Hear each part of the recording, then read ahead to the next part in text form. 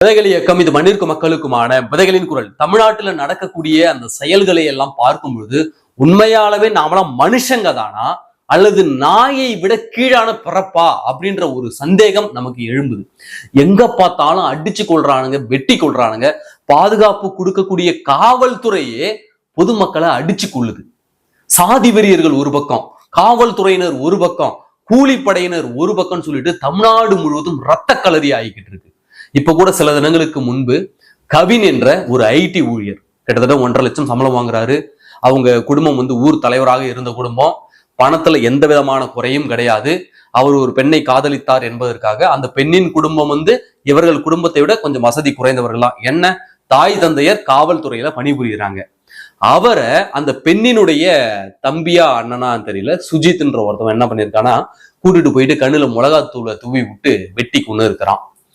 இந்த கொல்லப்பட்டவனும் படிச்சவன் தான், கொன்றவனும் படிச்சவன் தான். கொன்றவனும் சாதாரண நபர் கிடையாது. அவனும் அத்லெட்ல நிறைய மெடல்கள்லாம் நிறைய வாங்கியிருக்கிறாரு. இப்போ 2 பேருடைய வாழ்க்கை போயிடுச்சு, 2 குடும்பத்தினுடைய நிம்மதி போயிடுச்சு. குறிப்பா இன்னைக்கு போய் வெட்டி கொண்டுட்டு போயிட்டான். இன்னைக்கு அவங்க தந்தையும் தூக்கி ஜெயில வச்சுட்டாங்க. இவனும் எப்படி ஆயுசு முழுக்க உள்ளதான் கடக்க போறான். அந்த பெண்ணு ஆசைப்பட்ட அந்த வாழ்க்கையும் போயிடுச்சு. இப்போ ஒரு குடும்பமே சின்ன பின்னமா ஆயிடுச்சேடா. ஒரு 5 நிமிஷம் யோசிச்சு இருந்தா 2 குடும்பம் நல்லா இருந்திருக்குமே. அந்த 2 காதலர்கள் சந்தோஷமா நல்லபடியா வாழ்ந்திருப்பாங்களே. அப்ப எது உங்களை தடுத்தது? அந்த சாதிய மனநிலை, ஆதிக்க சாதிய மனநிலை, நான் தான் பெரியவன் அப்படின்ற மனநிலை, பிறப்பால அந்த ஏற்றத்தாழ்வு. இதெல்லாம் வெளிநாட்டுல போய் சொல்லி பாருங்க, சிரிச்சிருவானுங்க, காரி துப்பிடுவானுங்க. இதெல்லாம் ஒரு வேலை மயிர்னு அலையறீங்களாடா நீங்களாம் என்னடா மயிர் ஆண்ட பரம்பரை, நீ எல்லாம் என்னடா அடிமை பரம்பரை, என்னடா உங்களுக்குள்ள இவ்வளவு சாதி பிரச்சனை. வெளிநாட்டுலாம் போய் இந்த விஷயத்தெல்லாம் சொன்னீங்கன்னா காரி துப்பி சிரிச்சிருவானுங்க. அப்போ இந்த சமூகம் என்பது சாதிய படிநிலைகளால் கட்டமைக்கப்பட்டிருக்கிறது. ஆண்ட பரம்பரைன்னு சொல்லி ஒரு சாதிகளுக்குள்ளே பல பிரிவுகள் இருக்கு. அவனுக்குள்ளே பொண்ணு கொடுத்து பொண்ணு எடுக்க மாட்டான். தலித்துகளுக்குள்ள பல சாதி பிரிவுகள் இருக்கிறது. அவனுக்குள்ளேயே அவன் பொண்ணு கொடுத்து பொண்ணு எடுக்க மாட்டான். இந்த 2ம் பொண்ணு மாறி கொடுத்து எடுக்கும் போது வெட்டி கொண்டுட்டு சித்தறான்.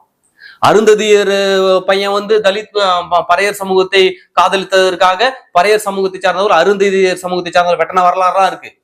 முக்குளத்து சமூகத்துக்குள்ள கள்ளர் சமூகத்துக்கும் மரபு சமூகத்துக்குள்ளுமே குடுக்கல் வாங்கல் அந்த பொண்ணு கொடுத்து எடுக்கிறது, அது ஒரு பெரிய பிரச்சனையா இருக்கிறது. பார்ப்பனர் சமூகத்துக்குள்ளேயே இடங்களை வளங்களை அவனுக்குள்ளே பொண்ணு கொடுத்து பொண்ணு எடுக்கிறதுல பெரிய பிரச்சனை இருக்கிறது.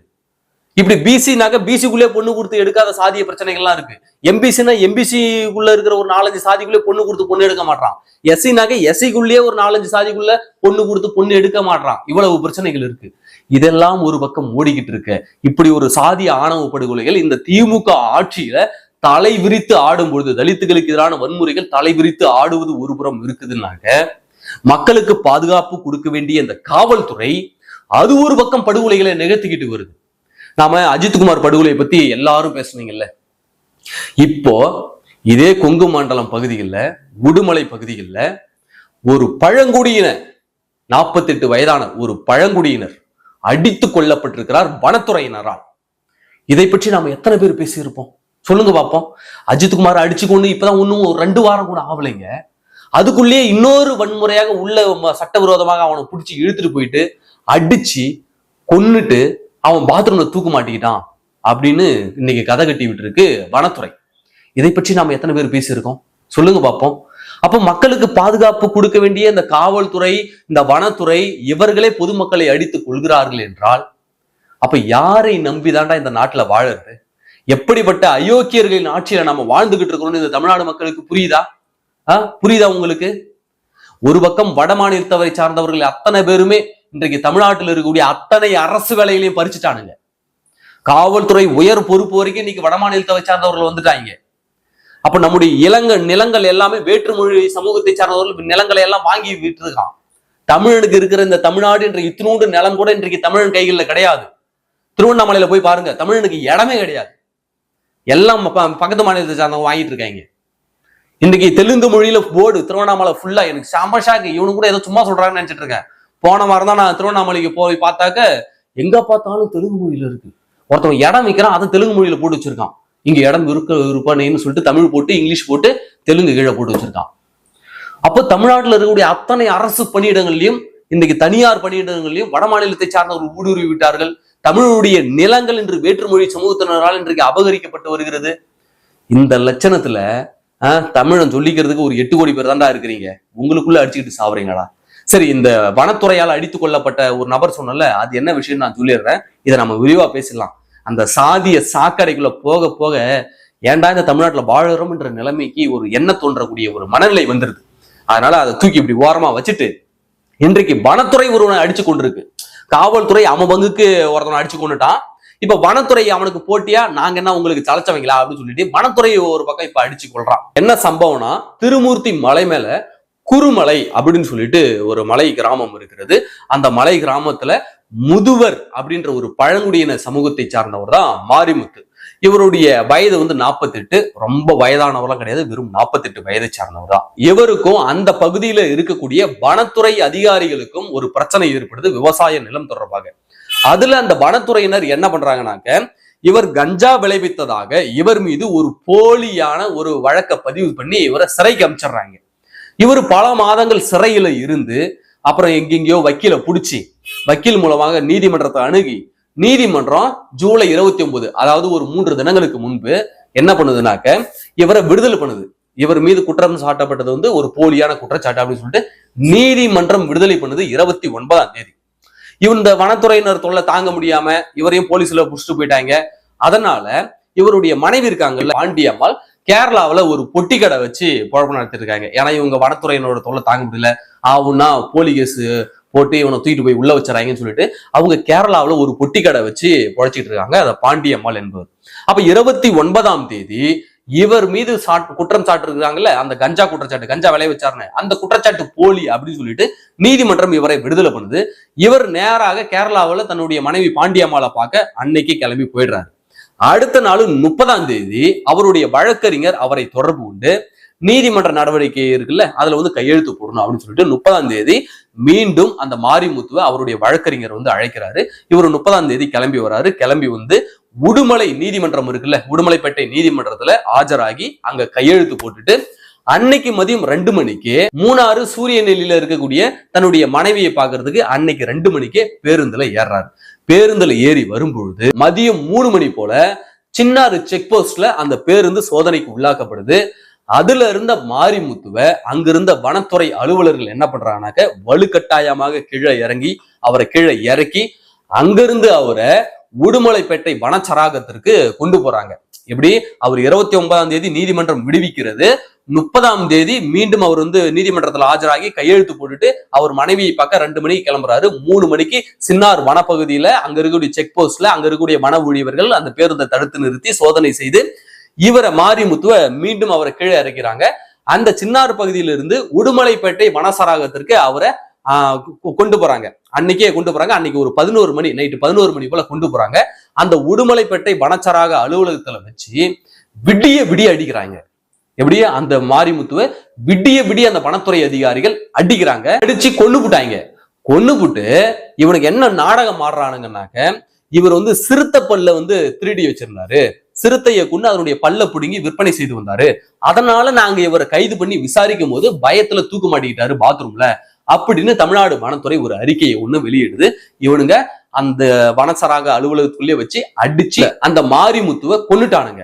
அதற்கு இவனுக்கு ஒரு புகைப்படம் வெளியிடுறானுங்க பாருங்க. அந்த புகைப்படத்தை பார்க்கும் போது தெரியுது அப்பட்டமாக இவனுங்க அடிச்சு கொண்டுட்டு தற்கொலை செய்து கொண்டார் அப்படின்னு சொல்லிட்டு இவனுக்கு கதை கட்டுறானுங்க அப்படின்னு சொல்லிட்டு. அந்த புகைப்படத்தை பாருங்களேன்.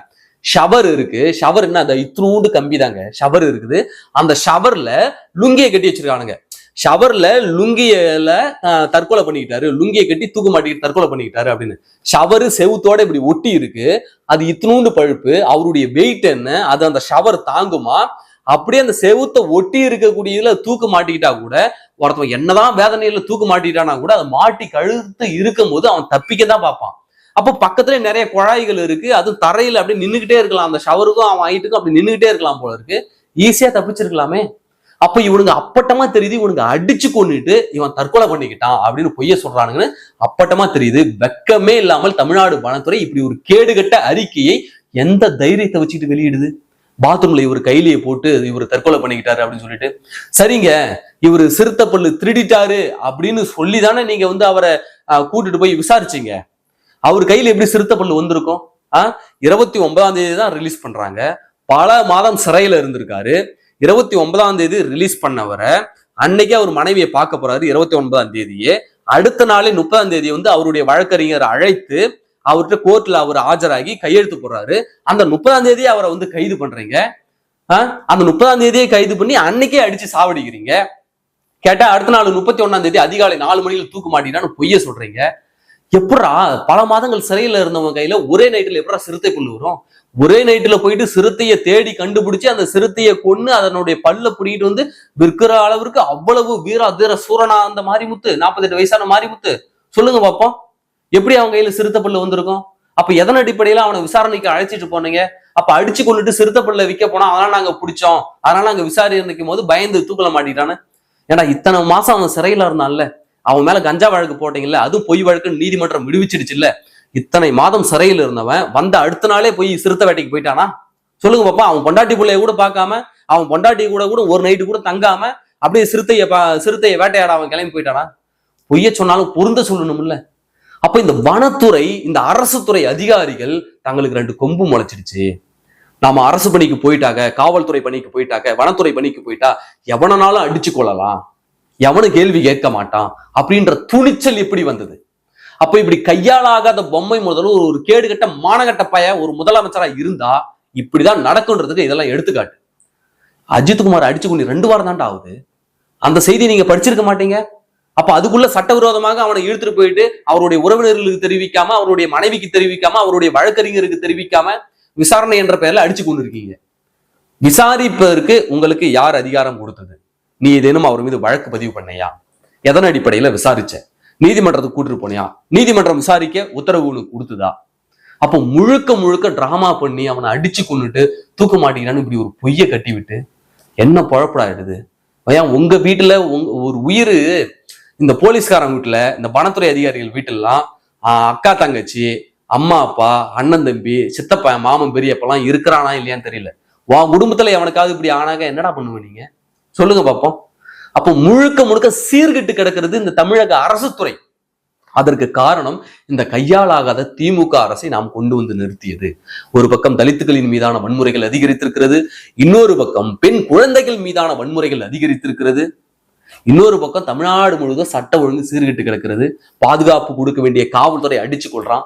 போதைப் பொருள் பழக்கம் தமிழ்நாடு முழுவதும் தலைவிரித்தாடுது. அப்போ கிழவிக்கு கூட பாலியல் வன்கொடுமைகள் கொடுத்துட்டு இருக்கானுங்க. அப்ப இவ்வளவு கொடுமை ஏதேனும் ஒரு துறை சீரழிஞ்சா பரவாயில்லைங்க, ஒட்டுமொத்த தமிழகத்துறையுமே சீரழிஞ்சு கிடக்குனாக்க இப்படி ஒரு கேடுகட்ட மானகட்ட ஆட்சி இனியும் இந்த தமிழக மக்களுக்கு தேவையா என்பதை நீங்கள் முடிவு செய்து கொள்ளுங்கள். நன்றி.